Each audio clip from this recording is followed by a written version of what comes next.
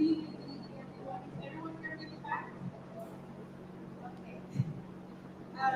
Thank you all for being here. My name is Lopez, and I am the curator and founder of What's Your Elephant, and this is Echoes of the Elephant MTV, navigated the Maker Active Arts. This is one of many of the events that we've had in this kind of month-long exhibition. I'm going to talk a little bit about the exhibition, some of the artwork here. I'm going to ask Maria to come up, who is our translator, and she's just going to do an announcement, and then we'll start. And I do apologize, an hour before setup, the AC went down. So I really thank you all for being here and for your patience and starting a little later. But we're here now, and so we're going to get the show started.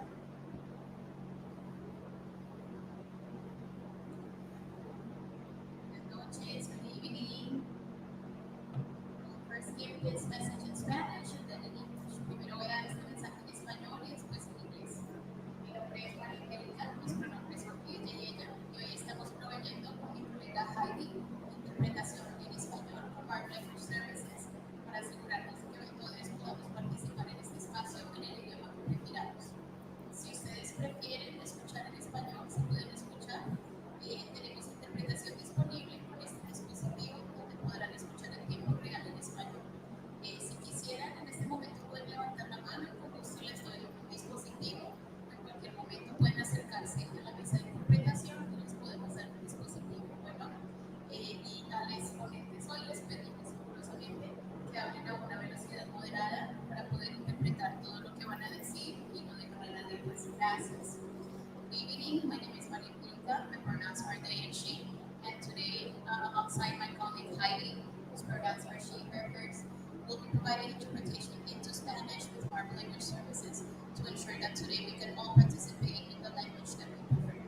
So, for anyone who is able to hear and wants to listen in Spanish, you may raise your hand and I'll be happy to provide you with one of these devices in which you will be able to hear in Spanish in real time. Or at any point in time, you can just come to the interpretation table over there and we'll be happy to give you a device. And a loving reminder to the speakers to please speak at a moderate pace so that we can interpret everything you're saying and we don't leave anyone behind. Thank you so much. Gracias. Thank you. And so a brief introduction about me, and I'll pass it down so everyone can say their name and a short intro about themselves. My name is Niki Lopez. I'm an artist, I'm a social practitioner, and I'm the founder of What's Your Elephant, which is a nonprofit that uses the arts to address the unspoken by way of exhibitions, artist talks, workshops, we center mental health. It's a collaboration between services, and we're very happy you're here, and I'll pass the mic to Eddie. Right, good evening, everyone. My name is Andy Bruckner, and I am a counselor. I originally worked for about 30 years in direct service in all kinds of different capacities, ending up in public health research actually, and I came back here to Florida since in education programs of museums, and now I'm the executive director of the Hollywood Historical Society, which is where when I was in the World Age Museum, I got to work with Niki on these types of exhibits, and this is an exhibit that's very personal to me because in my own background, in my family, my mother was chronically mentally ill throughout my elementary school years and had to go through the equivalent of the Baker Act in Ohio around that over and over again. So I understand a lot about this from a family perspective, and Niki actually asked me to do a piece that's in the exhibit, and I'm just real happy to be here tonight. So.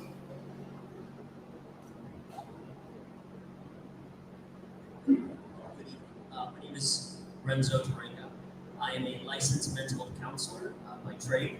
I'm currently the director of Children's Crisis Services for the Broward Behavioral Health Coalition, which, for those that don't know, is the managing entity for DCF here in Broward County. It's been a great to see these pieces come to life. And my involvement with this project, if you will, is Sue was kind enough to invite me to participate in a community actual research project in which we looked at trying to improve the Baker Act experience for youth. And this art exhibit is one of a couple of sort of outcomes from that, trying to put the research and the findings into a very intriguing and interesting way that folks can absorb it and try to get some impact from it. So thank you so much. Hello, my name is Lopez. I'm the Children's Services Council of Broward County, and I'm actually the director of Community Research Board. I've had the honor and the opportunity to be involved in this process before it began. And so before we began, Dr. Sweetgallagher and I had the opportunity to work with a young lady to introduce Miss Niki Lopez. She please stand up.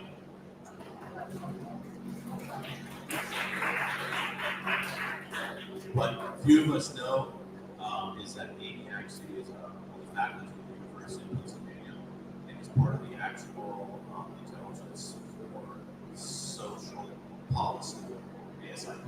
And in this journey together, this idea of how do we address issues such as equity, in this case, equity and expertise and equity experience, ASIP allowed CSC to apply for a grant for funding and actually put on this exhibit and do this community history action research that Lorenzo spoke about. So there was actually two research teams. One of them was actually called the Psychological Education Group that produced the video behind the back corner over there. And that video is helping families understand the resources available to them and ways to make the Baker Act process less traumatic.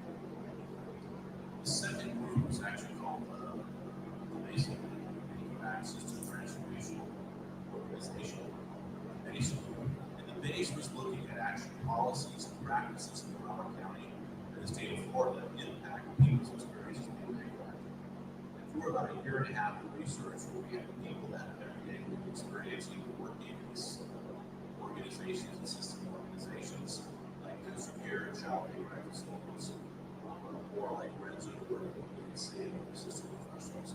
We also brought in some people who actually either been Baker Acted as children or were parents of children who were Baker Acted. And what we learned during this process was that the system is very dehumanizing, very traumatizing, and that was actually exacerbated for people who were Baker Acted the first time. So in a way, the process of being held, the process of destabilization, was so traumatizing that it actually made the experience worse. So with that, I was done talking and say thank you very much. Hi, everyone. My name is Juan Sebastian. I run this and teacher. I'm currently teaching at my college on campus. I teach art appreciation. I'm also a group. I teach drawing. And these two are it's in the exhibition, so thank you very much, Niki, for having this together along with what else. I'm really excited and grateful to be here with you all. And my main concentration is in painting. I went to Brown Institute after Miami Dade College. I transferred, and then I took a year off, and then I went to Southern Illinois University at Edwardsville, and I got my master's in fine arts. And from there on, I've been trying to exhibit my work and been trying to get to know the community as well. And I'm really excited because I feel like this sort of resonates with me in very deep ways. Thank you very much.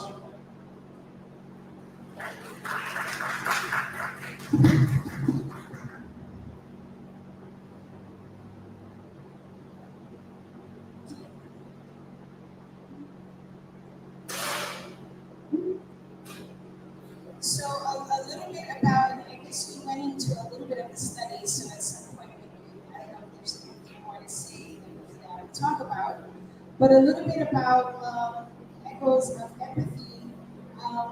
When Sue came to me about the study and saying that there's this year-long study, there's a lot of data, what are the ways that we can create a cultural experience and use art to help to get the word out? And so we had several conversations. Some conversations included some of the people from the study and coming up with creating what we see now and reaching out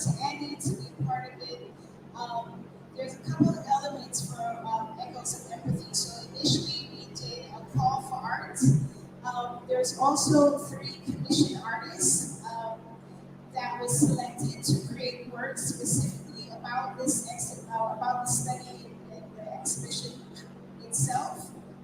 Lily Davis, Yves, and Shauna Moultrie, who has those sculptures back there. There's some QR codes throughout the space where if you scan the QR code, it leads you to the website whatsyourelephant.org/echoes of empathy, where you can see the artist statements and some of the works are for sale if you're interested, but you'll get more context behind the artwork and the artists. So we had the 3 commissioned artists, and then we went through the data to see what are some of the parts that, you know, it can be Baker Act, but essentially it's mental health, right? Depression, trauma, being isolated, feeling alone, all the stigmas connected to that. And we came up with a call for art.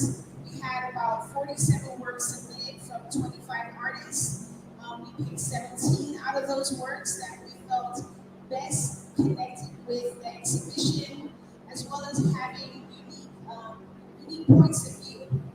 One of the things I really love about Annie's piece is that even though the study was focused on the impact to youth and families about the Baker Act, he actually was the first, right? He was the child who was impacted by seeing the mother go through challenges with mental health. So I thought it brought a unique perspective to the exhibition.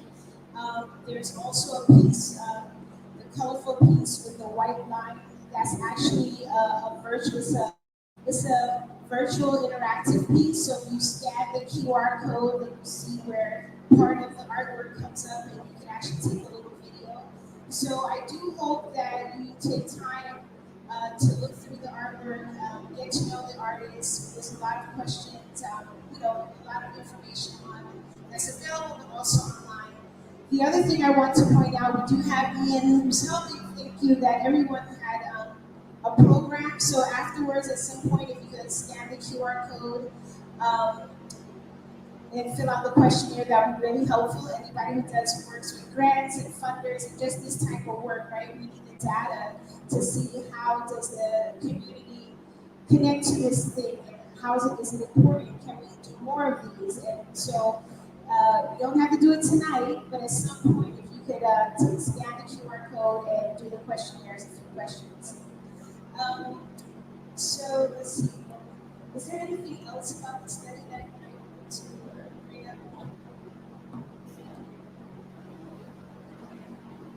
So other key pieces of learning was developed with the study we had done with those 2 research groups I talked about, the base group, the pig group. One of the key pieces of learning was that people in their mental health and their minds speak the language of their heart. And I know that sounds really cliche, but think about it. If you were born in Russia and you migrate to Broward County, if you were born in Spain and you migrate to Broward County, and if you were born in Washington, D.C., and you migrate to Broward County, the language you grew up is different. It's Russian, Spanish, and English. Yet the Baker Act process generally is driven in the state of Florida by people that speak English. So this capacity to provide services that people truly understand is impacted by the language of people's hearts. So one of the things we learned is that we have to be really aware of the value of language justice and to be really aware of the value of creating opportunities and the therapeutic services that we provide our society to connect the people in the culture and the language that they understand in our heart. Another thing that we really uncovered in this process is that the way the state of Florida funds this whole Baker Act behavioral health system allows local areas, specifically in this case Broward County, to determine this Baker Act process, how they're going to transport people. And what we learned was that in Broward County, the decision was made at the county commission level to actually have law enforcement transfer all people who are Baker Acted, adult or child. So it's sort of, in some ways, for people's first experience being Baker Acted, criminalizes the process. So thankfully, Commissioner Beanford, who is a member of the Children's Services Council and also County Commissioner, along with the leadership of Commissioner Enrich, listened to some of the research and the county staff that worked with them. And now Broward County is actually funding a pilot to actually do what they do in Hillsborough County, which is transport children who are Baker acted through ambulatory service so that it decriminalizes that aspect of it. A third thing we learned about this process is that everyone's Baker Act experience is different. And unfortunately, many of the really horrific experiences that we hear that occurs by the individuals who are institutionalized as Baker Act facilities is quite common. We heard regularly about the restraints. We heard regularly about the over-medication.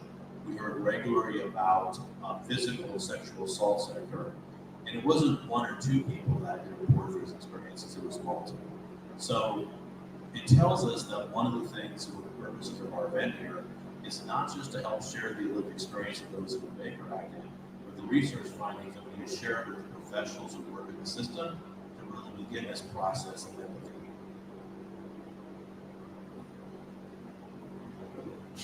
And also on that note, I forgot to mention one of the activities that we did with this exhibition is that we went to South Florida Wellness Network, which is a drop-in center for a lot of youth that's experienced the Baker Act. They also have staff there that's helping, doing a lot of programs in the community. And so we have a What's Your Elephant art making workshop in chat where it gives people a space to create an art piece about an elephant in the topic, and then we have conversations about that. A lot of times, when I'm doing the workshop, the talk really starts when we start the artwork. It never starts at the end of it, but everyone had a great time. There was a couple of youth there. One of them shared, they're like, oh, so casually, oh yeah, I've been Baker Act 30 times. It's excessive. I thought, one of the numbers that kind of stuck with me in this process is that 1,900 children a year in Broward County alone get Baker Act. And oftentimes, if they went through the system one time, it's easier for them to unfortunately go through it again, and what can we do about that? And also bringing in, so one of the main visions was to make sure that children and families that's been impacted feel seen and heard, and their stories are told, and that we can hold it as a community and see what we have to try to work towards fixing. The other thing is also bringing in people, having the community, because as a community, we can say, hey, let's look into this. We got to change this. This is not acceptable, right? So getting the information out and hopefully impacting in ways that we want to create a better system for our children and families and our society, right? It's not just those who've gone through it experience it, but it impacts everyone.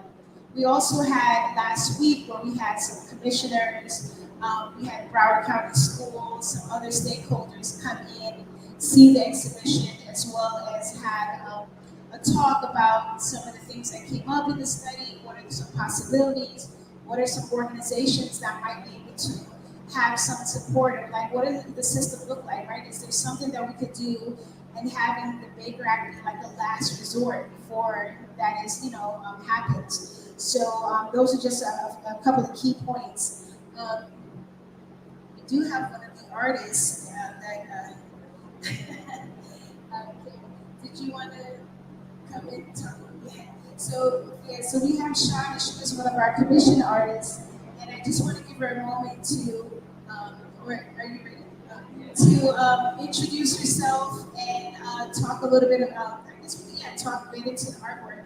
Also, this is a conversation. It's not meant to be a lecture. So I just want everybody to get introduced to like what we did, our roles in this, but also to, if they're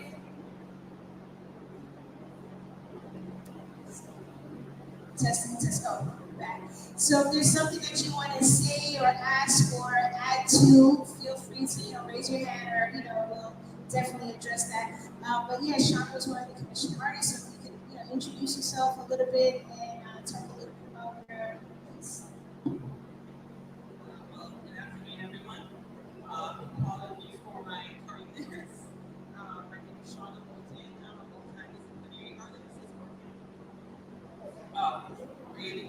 Hello. I'm a multidisciplinary artist, and I did the piece subtext, which I'm not sure where it is.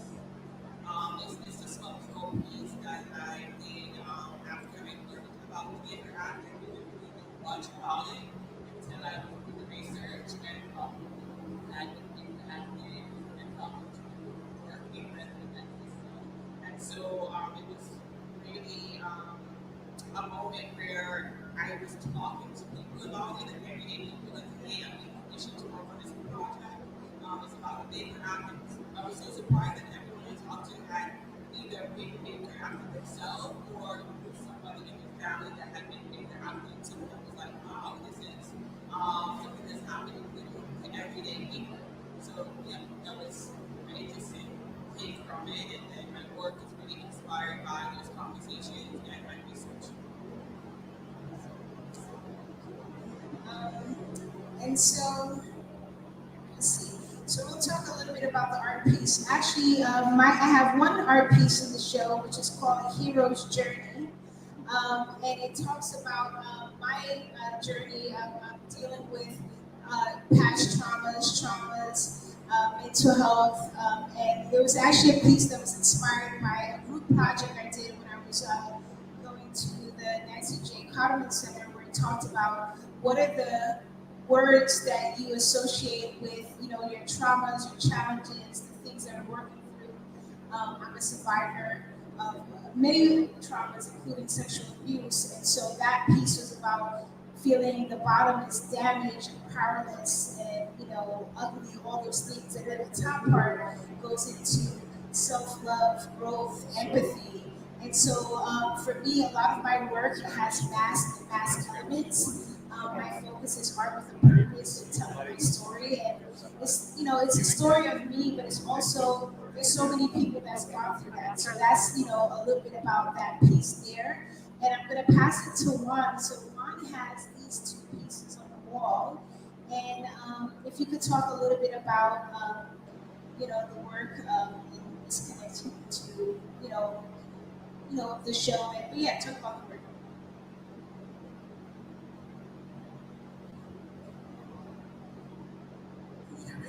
Good? Yes? Okay.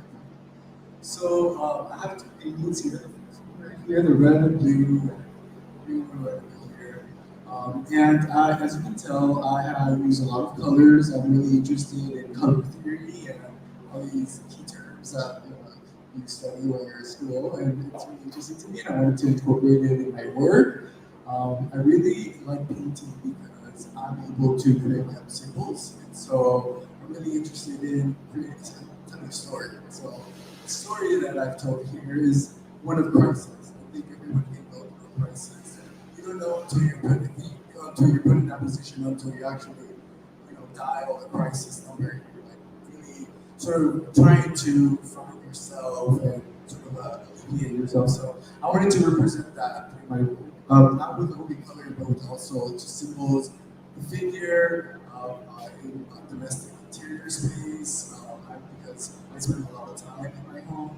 And so, can you imagine just going through a crisis where you're at your safest place or most vulnerable? And so I wanted to represent that and through these different symbols. And so I also, this painting was the first one I made actually in a series. There's a series of paintings that I created with the figure. Now I don't really depict the figure much, but whenever I did, I really wanted to sort of manipulate it so that I can tell a story, right? And so this one particularly, I wanted to tell a story of sadness, and I think it's sort of natural to express these sort of emotions.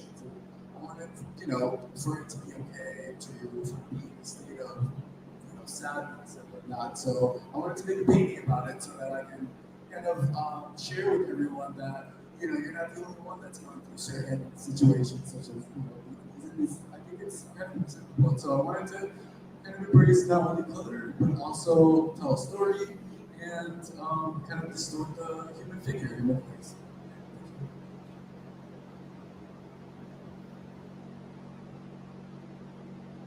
So we have a couple questions here that I want to put out, but actually I might have you kind of talk about it. a little bit about what is empathy and what is stigma. And of course, if any of you all want to answer what that is or what does that mean to you in the context of what you're here for, just kind of share some words about that. Yeah, so one of the things in my background is I used to teach. I used to teach in a master's program for counseling, and I taught the initial practicum class. And so one of the hardest things we could get counselors in training to understand was the skill of empathy, and being able to listen with empathy and understand the difference between that and sympathy, which is something that get confused a lot for people. So people would really trip over that. So as we were talking about these concepts, the key idea for me about empathy is that you don't have to actually feel what the person is feeling, but that you have to be able to understand it. And the other thing that really intrigues me about art in general, as well as prevention kinds of work, I've looked into this a lot, is the way that we use images to convey a message. So we're communicating something in the paintings, and that's why we were so intrigued, Juan, with your work about, when we create something and we're sending a message with that, does the message get received in the way that we intended for that to happen? And one of the ways that can get distorted is the person who's receiving the message may be sympathizing more than they're actually empathizing with somebody and really trying to understand what it's like for that person. And this is really crucial, I think, in this whole evaluation process. You have somebody that's in a mental health crisis, and they're being seen by professionals. And what strikes me is, especially in the first painting one, is the person being alone, right? And kind of in this fetal position. And then you get into a mental health evaluation situation where all of a sudden there are actually a lot of people around. You're not alone. And it's who's listening and who's understanding what's going on with that. So that's one of the ideas that we wanted to try to get across in this. And I think one of the things I love about this show is that there's so many different ways to connect. And when you look at the pieces, some of them are very beautiful in there, but some of them are more disturbing in that. And it kind of, there's something here for everybody to be able to connect with this. And it kind of makes you think that's why we did the "How does this make you feel?" Which is the dreaded counselor question, right? In the therapy office. Well, how did that make you feel? So I think that's a big part of it. And then the second part of this, which I think we really need to discuss, is stigma. So one of the things for me in my piece, I'm going to be 60 in January. This is the part where you all gasp. No, that can't be. But when I put this piece together, I actually did a post on Facebook about this, and posted on the Echoes of Empathy website about my own experience of my mother's mental illness, which is something we never talked about in my family. We never knew whether I was allowed to talk about that. And so the real challenge in this that I really appreciate CSC for diving into it and creating an outlet for people to get together and do what we're doing tonight is actually talking about having this experience. It's been really interesting because I got some really wonderful feedback and encouragement from friends, but other friends who were really close to me didn't mention it at all. And it's because this is the power of what's your elephant is. It's the elephant in the room. I'm talking about it. So I think that's where we want to really try to hear from people, like, how did you experience this? What do you all see here? How are you reacting to these ideas about having the empathy part of it? What experiences did you have with that? And what are your own experiences with stigma or what you've been seeing with it? So I want to just throw that out. Like, what do people see or feel? Or have a question for anybody. Or I'm going to stand up with the microphone in your face. No, I'm just kidding.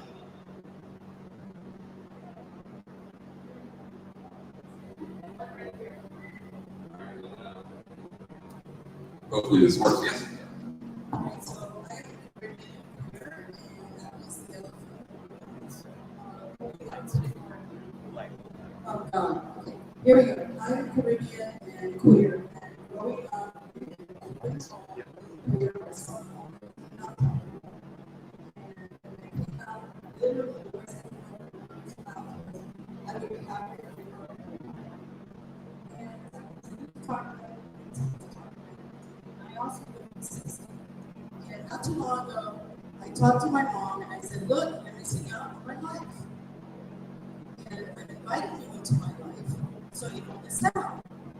And I had to say this to her repeatedly from a place of love. I kept saying the same thing over again differently. And finally I said, I'm trying to tell you I love you. And I'd like you to come and join me and be part of my life and experience my life.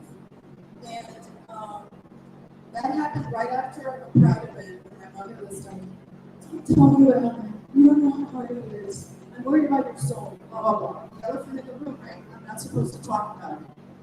So there was another Pride event that immediately followed that, and I usually call it a festival because it's the elephant in the room.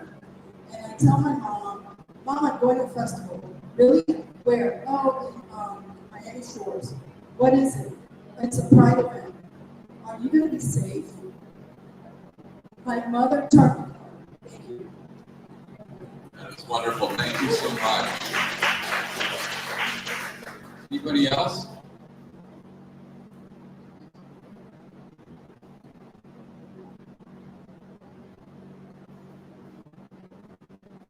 Hi, for the gentleman at BHC and CSC, what are next steps in this process to continually evaluate and improve this process for everyone?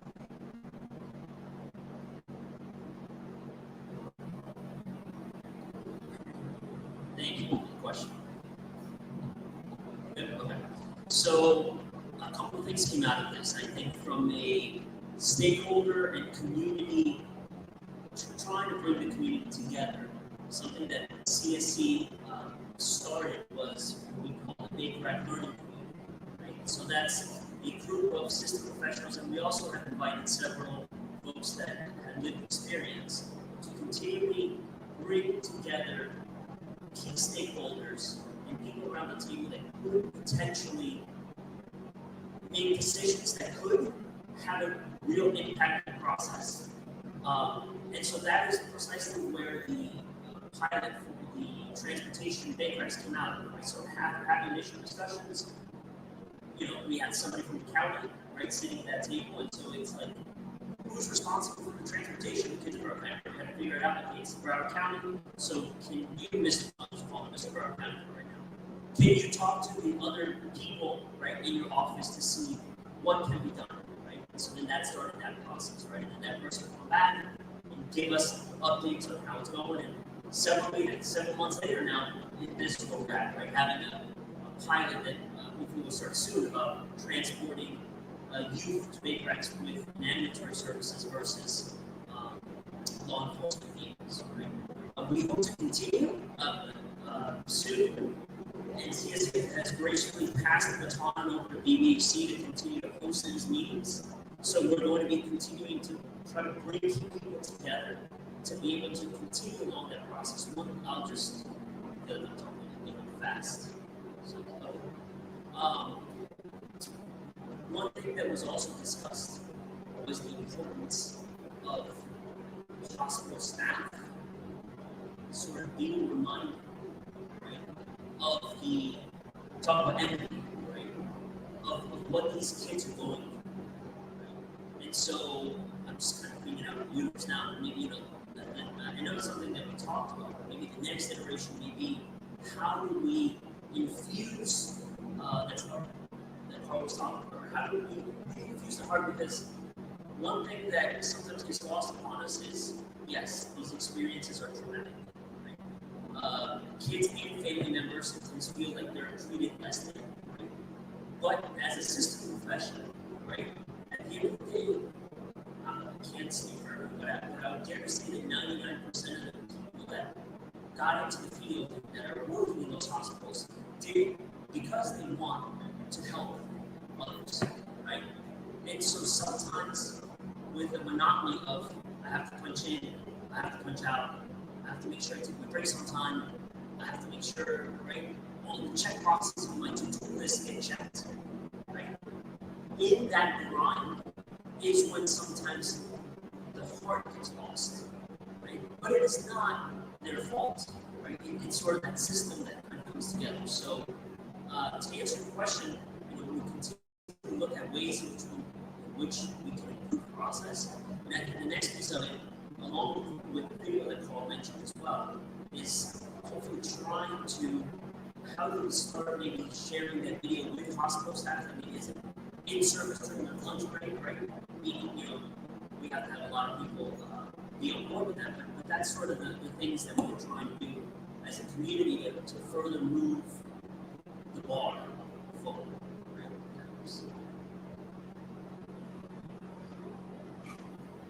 Thank you. So I'd love to give you some concrete next steps, but here's what I can tell you for certain.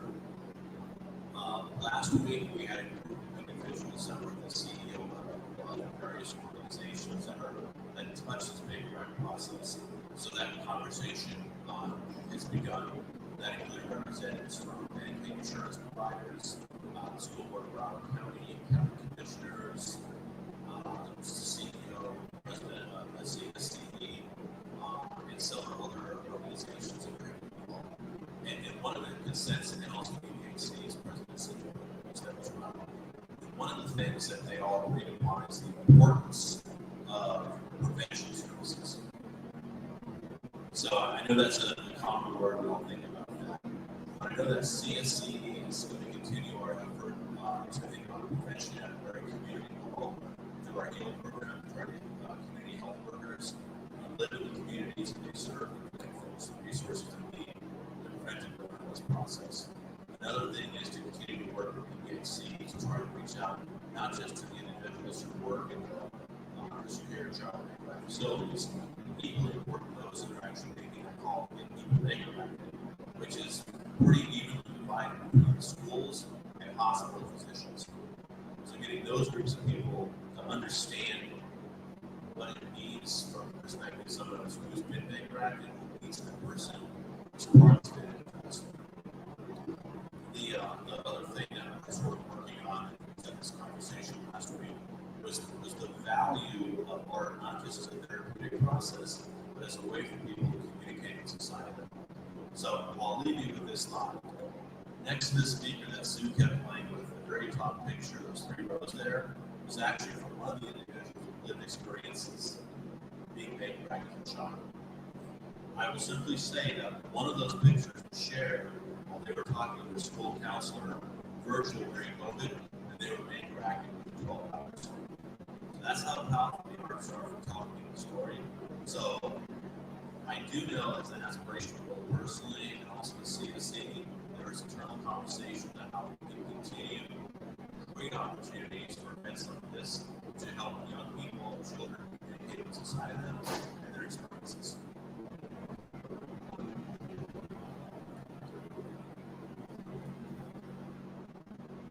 I know you didn't ask me, but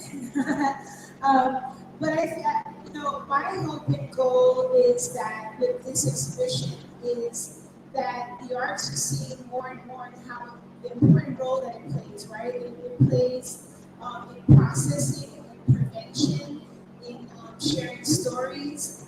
There's a lot of people, both people who they say, oh, I had this experience as a child, or parents that really were impacted by the artwork. There were people, if you were here for the opening, Maria, who was one of our translators, shared a really powerful poetry piece. It's written on it's one of the ones on the wall that you could read the poem, you could scan the QR code, and you see the video of the poem. And there are people who saw that, and there was one parent who came up to me, and she said her child has, in and out, the system, and has challenges with some of the medications and things. And she said she remembers one of the incidents where the child was at the doctor's office and the doctor was trying to give the child a particular drug that the child didn't want, right? So the doctor said, well, it's not for you, it's for everyone that's around you. And the mother kind of laughed it off. But then she said, hearing the piece of an adult tell the story of what happened to her in her childhood, dealing with being Baker acted and all these things, it made her think back to that moment of she could have been more of an advocate for the child, right? Versus kind of a, you don't know what to do, you think you're being helpful and you want to be the middle person between the doctor and the child. And it made her think about those things. So seeing how important art is in every point of every part of the process, like Carl mentioned when we had the talk, and someone said, there's the therapy, psychology, right? And then there's the art. And for me, it's not one or the other. It should be both at the same time. There was something I read many years ago, and it was talking about parents who have children who are of trans experience, right? And when they talk to psychologists, because they don't just, contrary to popular belief, oh, so many kids that says they're trans, we're just going with it. They have to go through a lot of psychiatric evaluations. And one of the things that struck me, they said that when they did a study across a lot of therapists, one of the things that they noticed that all the children who identified with a trans experience all treat themselves as a mermaid, right? Because the mermaid, there's no genitalia that says boy or girl. So, that's something that's similar in those children, right? So art can tell those stories.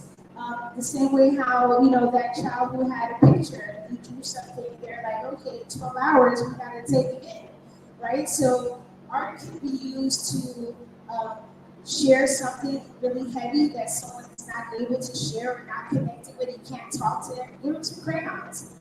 If art is healing, a lot of times I love to share with people that, for example, with mindfulness and meditation, sitting with a coloring book is the same, you get the same benefits if you sat somewhere quietly and meditated, right? So some people, I can't sit, I can't clear my mind, they have all these preconceived notions. Well, you could do art and you get the same because it forces you to be present and not, in the past, not in the future, and how that plays out. So that's one of my goals, and I'm really grateful for this experience because, even though art can be seen as an aesthetical thing, oh, this is really nice, or I just, the banana with the duct tape, yeah, I'll buy it, right? For me, I'm more interested in art with a purpose, art that's saying something, art that motivates, inspires, well, more motivate, right? Because I feel like we can be inspired and we stay in our couch, right?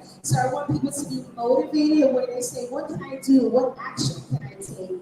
And so that's something that I feel like, it was accomplished, and, just the different things that people have said. There's been stuff like, for example, the drop-in center, they're saying, hey, can we figure out a program with you? So, and other artists said, well, I never did, thought about this part, or I just thought about the mental health part. So I'm hoping that this is something that creates, that becomes common for a while, right? So there's, the opening, Sue asked, who's going to read the study, right? They had all this study a year long, this data, who's reading that report, and only one person out of over 200 people raised their hands, right? But here you have art, there's also there's wayfinders with a lot of points from those studies, and the conversations that's been had. So this is a way to, when you have all these studies and data and all those things, how you get it out to more people, that people actually can receive it in different ways. This is one of the ways.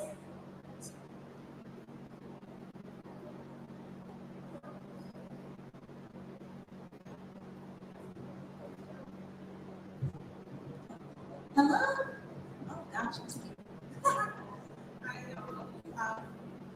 As outsider, I just want to say thank you for all of doing. I know from many educators that also work with kids in the system, and also kids that have autism, and by myself, you know, I'm on effort to not with these children. We see how, sorry, how emotionally and mentally just change them, and just see how just such a light impact to some people actually changes mind, changes feelings. You know, just that quiet time, you know, that peace time is amazing, you know, especially being kid administrators, our lawyers, but just seeing and hearing the stories how section kids were in the system, how we could kind of just move them around a bit instead of learning how these kids feel, really how they move, what's going on at home, and giving them that quiet space, that quiet time. And, you know, seeing how my mom, being my mom's also as well as educators who are working with kids that have special needs and behavioral issues and different, you know, events and all those things. So, long story short, I just want to say thank you for your efforts. It means a lot.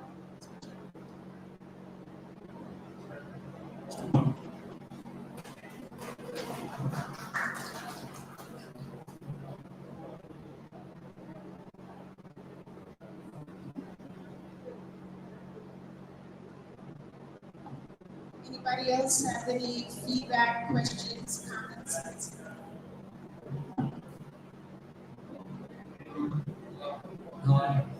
Yeah, so I've been interacted multiple times, and one thing that I really didn't like was like I would get into the psychiatric ward, and as soon as I got in, they would have drugs. Like they would already have a list of drugs, sometimes like 3, 4 drugs.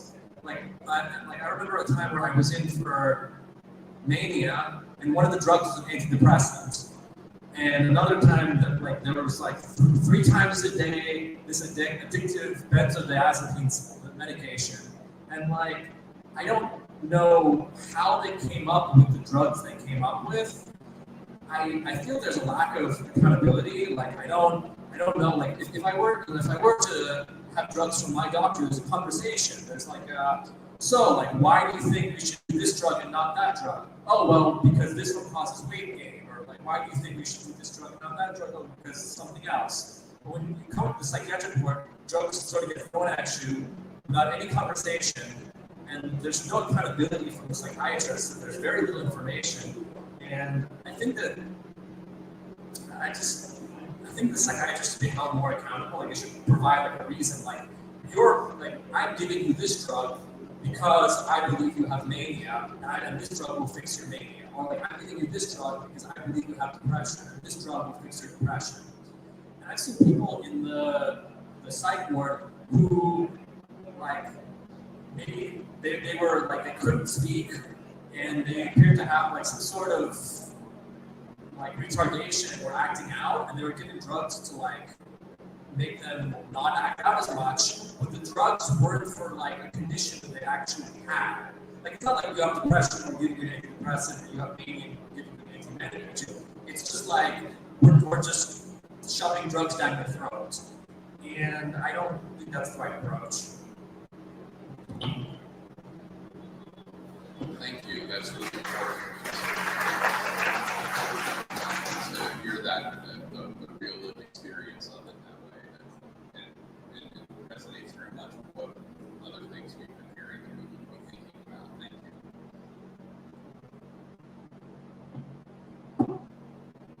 Can you guys hear me? I'm perfect. Hi everyone, my name is Akira. I work for the Boys and Girls Club over here. I'm in the Resiliency team. I'm currently in grad school right now in the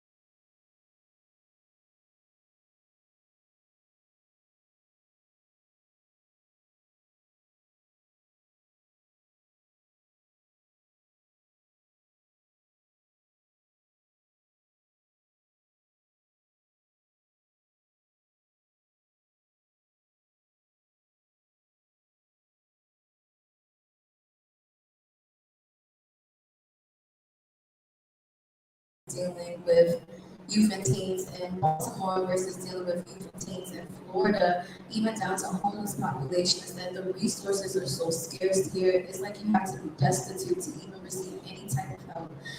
And I honestly feel like it is a political thing.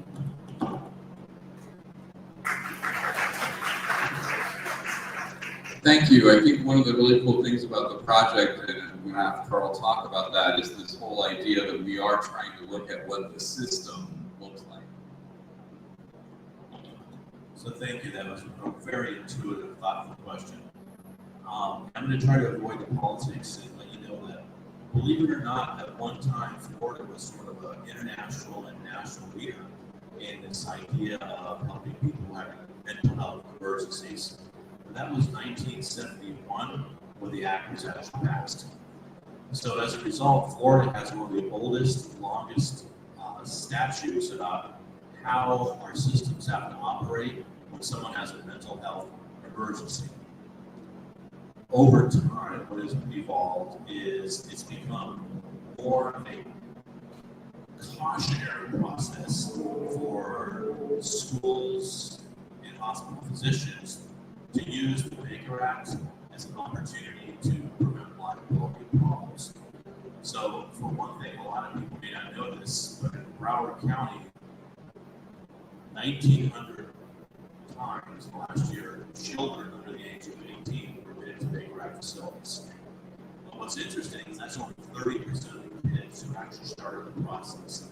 In other words, about 70% of people who are taken to these facilities spend about 24 hours in isolation being assessed. And the reason that number is so high is because we're doing voluntary. It prevents liability for those that do it. So yes, that's one of the things that these schools actually doing, is looking at policies and practices to change state legislation to maybe modify how the practice actually works.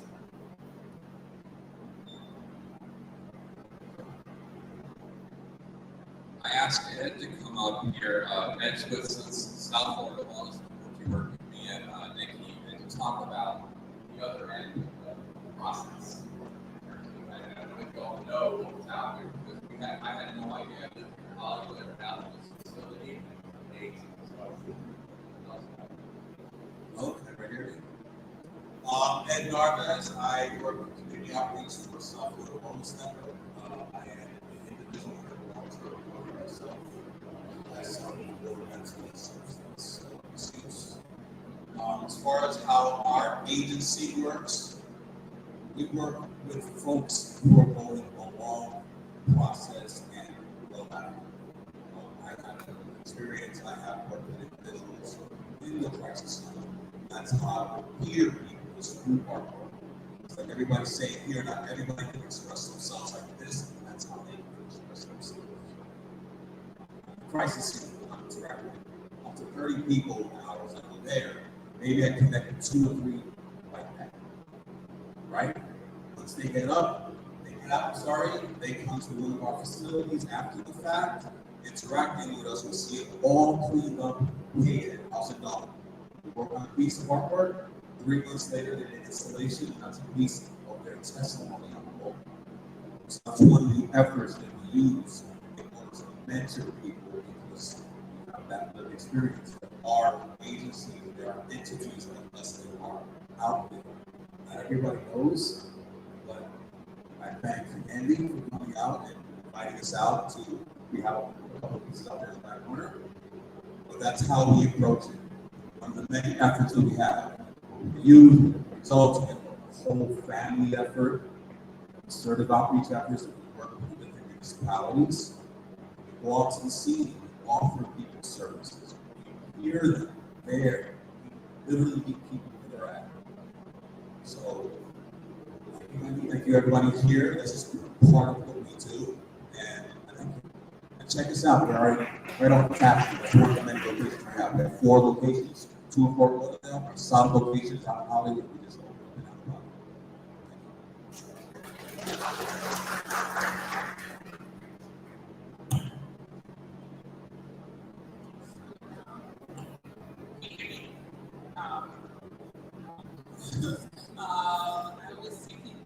conversation, and one of the books that was reading while I was also researching about the maker advocacy is a book called The Real Art. It's a really good book. It basically talks about scientifically proven statistics, what our brain does when we're making art, and even when we're looking at art, when we're talking about art. And a part of the book talks about these natural remedies for people who are having mental illness. And one thing about architecture, where I was thinking, this conversation makes me want to think about what else can we do other than drugs, you know? And so it's based on environments. I grew up in the countryside of Jamaica, so for me, that's like my peaceful place, here for this tropical way, like running into a building where it's like not, it's inviting, just thinking about spaces in nature or just like setting really and calm down where it's medicine. And I'm wondering if that conversation is being had, like what are, some other non-medicational ways we can tackle these issues.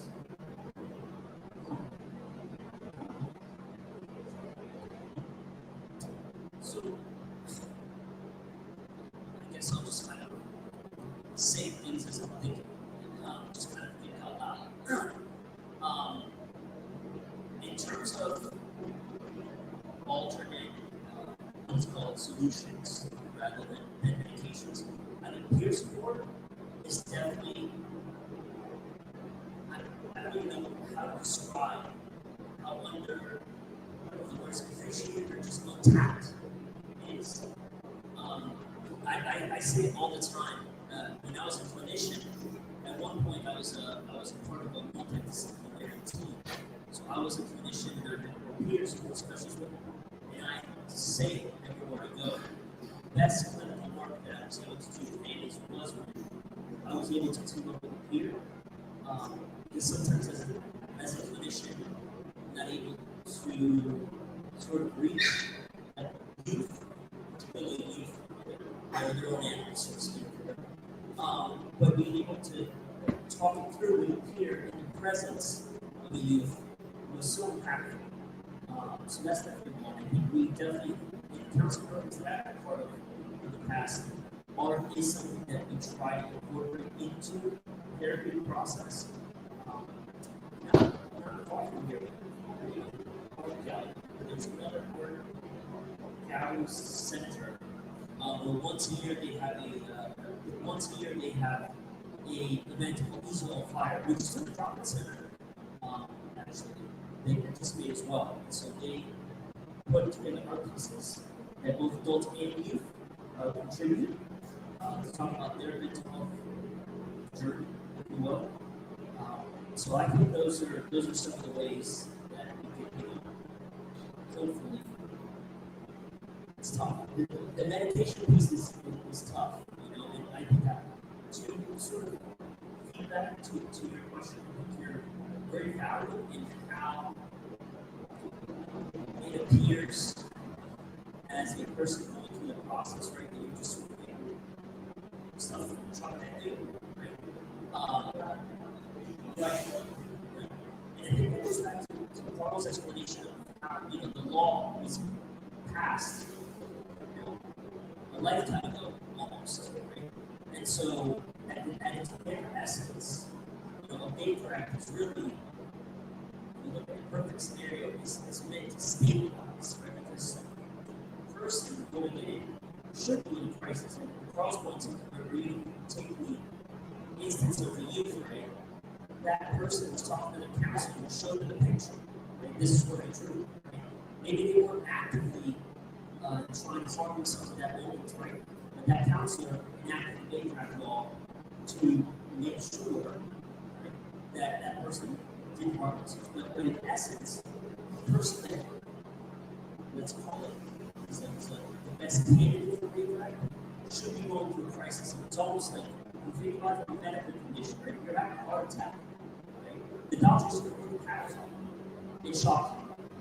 You're not going to ask him, and then put his paddles on you a lot of times because he's trying to stay alive. So it's a tough conversation, and these are some of the things that we talk about. The research is great talking as a system of that with folks that have lived through the experience and trying to find that middle ground because it's all about how we view the experience. Right? So, oh yeah.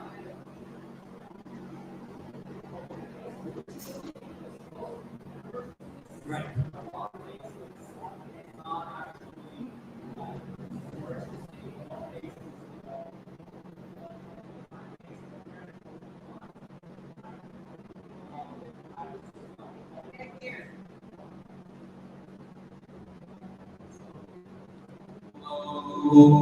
Yeah, so it appears that originally the Baker Act was supposed to be for emergencies, but a lot of these cases, like the one you described, where she just like drew a picture and then she was Baker Act, that's not an emergency. Like in my case, my parents lied to get me Baker Act. I was just writing a bunch of tweets, and my parents were like, "Oh, we don't like these tweets. These are inappropriate. We're gonna have a Baker Act in."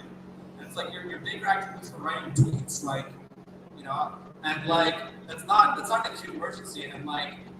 If there's an acute emergency, I guess you could be justified in just throwing whatever drugs without any compensation.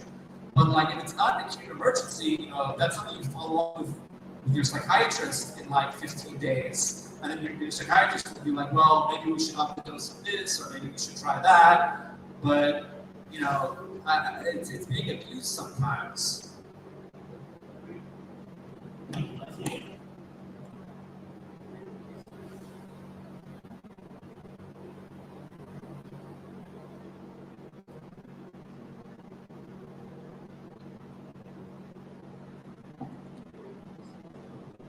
So I was curious about, again, is nature or remedy, you know, we often hear somewhere, I think water, we learn a lot of computers, really think of that.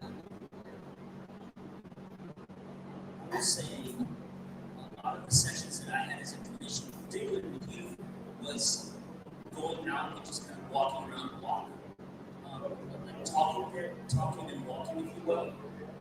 It's been, there's some scientific backing, I can't quote it right now, but there's some scientific backing that as you're walking home, because your mind is kind of processing just things that are passing, whether it's a car or you're passing a house, you know, your mind is sort of preoccupied with those things, that it allows sometimes you to tap into more therapeutic concepts, so you're able to, you know, not be so closed off when you're having the therapeutic session, if you will.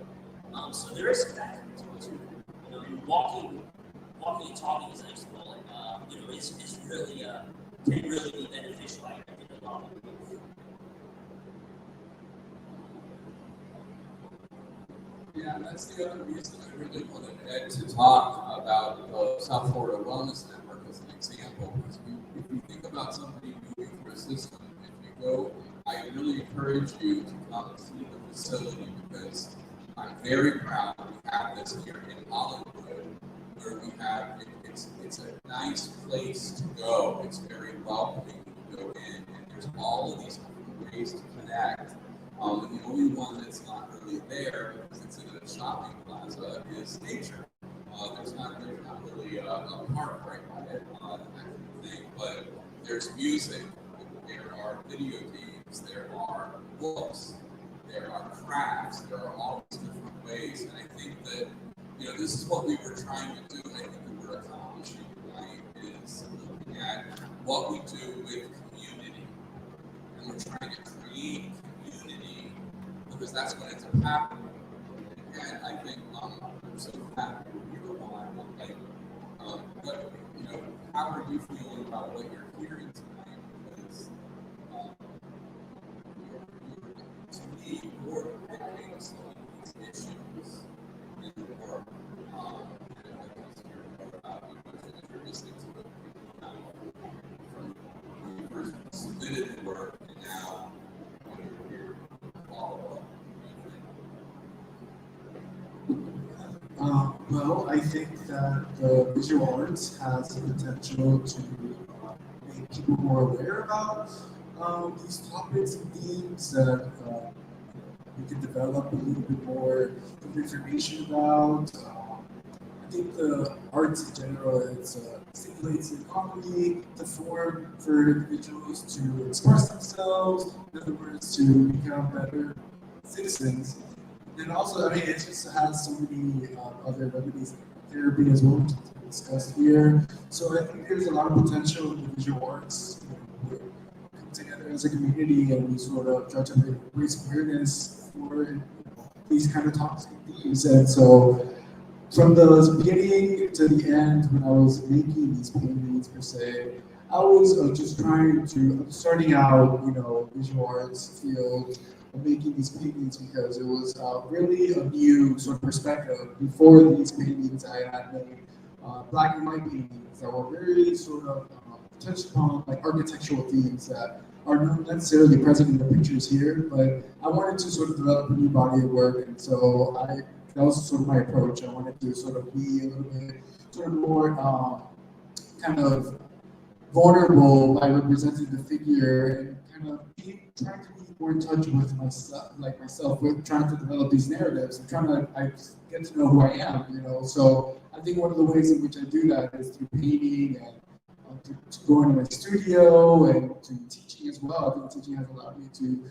really kind of see different multiple perspectives in the matter because in the visual arts, I think is everybody's sort of has a background, wherever they're from, ethnic background, what community they go to, wherever they belong, and so teaching allows me to really get to know a little bit about where people are from, for the most part, right? Both intellectually, both on a sort of philosophical level as well. But I'm more interested in the ideas that these individuals bring. So I think that the visual arts has a lot of potential for kind of developing a discourse around these kind of topics because mental illness doesn't just stop here. I think it kind of affects, it affects a lot of people, especially when they're going to school. I think that's a really huge effect. I think that has on the individuals who are trying to prosper, trying to get, trying to build themselves up and things like that. So it's just very challenging, I think. So,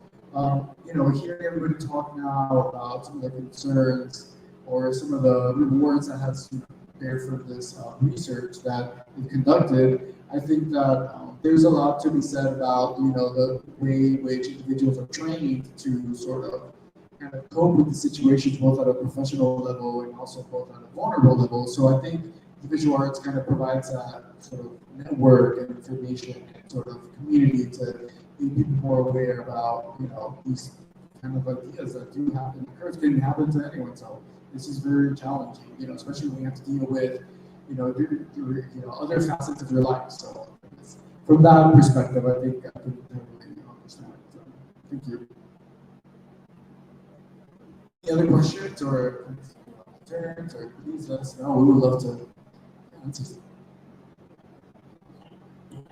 So I have a question I want to throw out to you all in the middle. What are some steps? Let's say we have a variety of people. They might just be people in the neighborhood that are concerned and want to get involved, or they might be in the field and they want to give their voice, or they might be a parent or someone who's gone through it. What are some things that people can do? I know you mentioned that there's a group that is meeting. What are some action things that we can do as an individual or a collective in this space as it relates to living practice? I think first and foremost, you should get involved with the receiving facility. Because a lot of times, not all receiving facilities, but some of them have their own internal processes of how to initiate some change. Right? And some facilities are easier to sort of get to that barrier, like who do I have to contact? Right? But I think in terms of like what do you do at an individual level would be that if you've had experience with being practical, you know someone that has the experience with one of these receiving facilities, and you can give them some direct feedback, whether positive or negative. I think that is the first step. I know one receiving facility, for example, they have their own patient patient-centered counselor, I believe. And so that's a group of folks that get together and talk about the hospital experience in all aspects. So that's just if you're going to the ER or APRAC. But for example, in that facility, if you can make your way to that meeting, right, you can voice directly to those folks what your experience has been.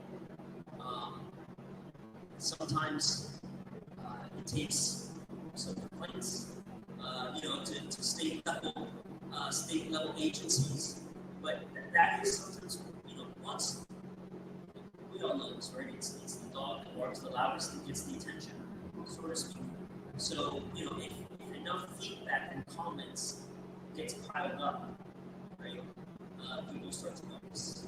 Right? And I think that is also sort of the problem, but that's an issue with this particular situation because it does revolve around mental health. And I think there's a stigma to it. We talked about stigma before, so sometimes people don't even want to complain about their mental health experience because then everyone's telling, right, that I went through a big route, right? And so sometimes we have to get over that hump, right? Vocalize the process a little bit. Because it's so different than, I don't want to be suggestive, but it's so different than if I had had a customer service experience in a restaurant and I said, I want to talk to your manager, right? What we need to do is we need to talk to those managers. We need to be vocal about those things on an individual level. I think in terms of community stakeholders, as I mentioned, we do have a direct learning community. If anyone here is interested in joining, feel free to contact John. I'll give you my card. And I can add you to the list because that's open to any members of the community that want to be a part of the conversations that are happening around the paper process. And we welcome your feedback as well.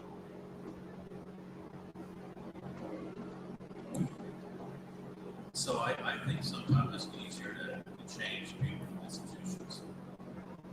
So I think some things that you can do is you can memorize a couple of keywords. The first one is it's a 9, 8, 8. So whenever you know someone or see someone or talk to someone, whoever plays about how they feel or develop a child, let them know that number 988 as a phone they can call instead of 911. If you think there's a mental health escalation that's going to go from a crisis to emergency.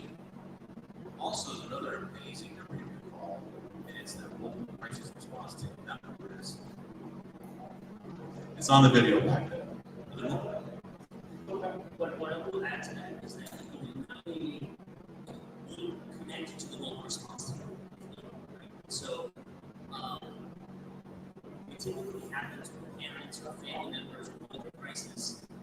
Is they call 911 because I think psychologically you want like it's a medical emergency, right? So you call 911 because this person's having a mental breakdown.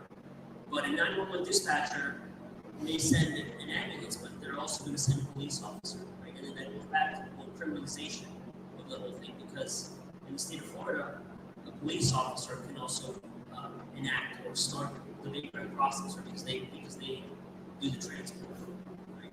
And so that's also how a lot of these things sort of happen, right? All the good intentions, right? Let's say as a father, right? My kid is having a breakdown, so I call 911, but then the result may not be really what I was hoping for. 98 will connect you with either the mobile response team, right? Who is run by Henderson Behavioral Health, which is a team of folks that will come out to the home and either by phone or they'll make a presence at wherever this person is, try to de-escalate that situation.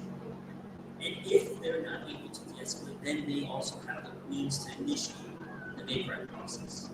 Right? So I think 988 is, you don't have to have the mobile response team memorized because 988 will connect you to them. But also, yes, in one of the videos we do have the mobile response team available as well.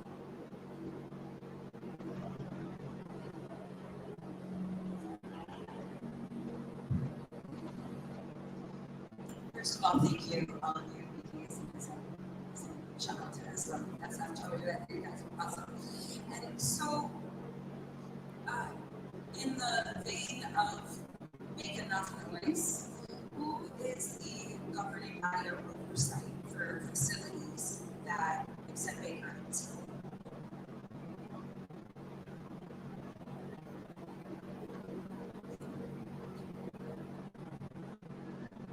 So the simplest answer is all administrations do for it. A more complicated answer is that many of the people who are vagrant are touched by the dependency system and are in the foster care system. So a lot of the patients are Medicaid, so they go through DCF. So you can reach out to DCF, who's actually responsible for maintaining the Big Rack database on Big Rack in Florida. We do a lot of that actually manages the controversy.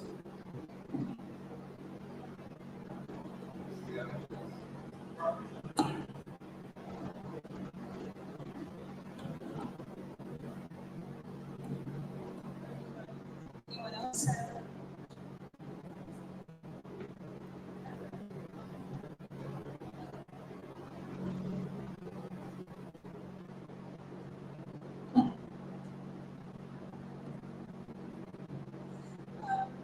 Anyone else have any questions, comments, concerns, feedback, anything they want to share?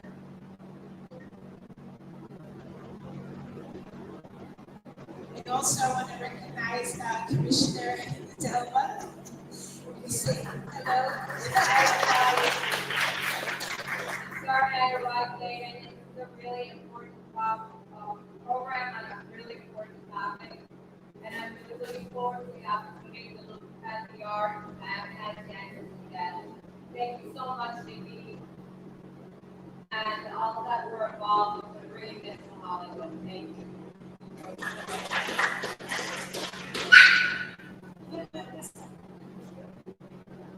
Yes. Thank you. So, I want to express again my gratitude for you all for coming out here. It's a Thursday evening. The AC is not working. We're using labs like it's a mic. But it just to me is a testimony to how important this work is, and that this space is needed.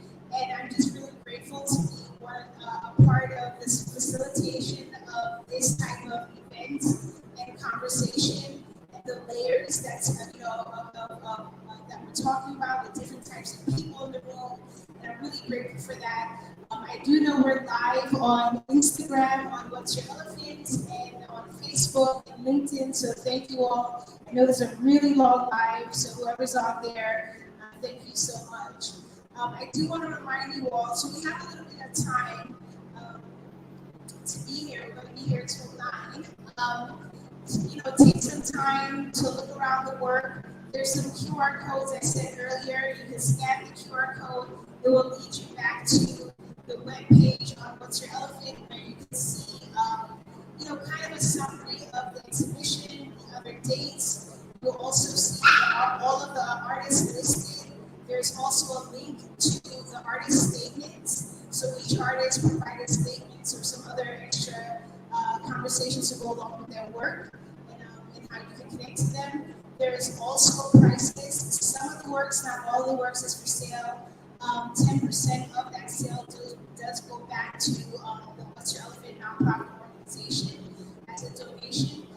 There's also wayfinders. So, one of the things I love about Andy, because he's definitely going to read that entire book. So, I really want to thank Andy for that. But, we had a vision of what are some points that's in that report that we want to make sure that we have. So there's some wayfinders around that's in English and both Spanish, thanks to Maria, that has some data points. There's a wayfinder that also has some resources. There's also a wayfinder that has some self-care, right? Because, the pieces, they're heavy. So whether you've gone through a Baker Act or not, whether you have challenges with mental health or not, you could be triggered by something that you've seen. You could be triggering, it can be heavy. So there's a couple of like examples of grounding and box breathing and things that are helpful to self-care that is around the room. And I think that's about it. Thank you all. We're going to put some chairs here and go to the dark.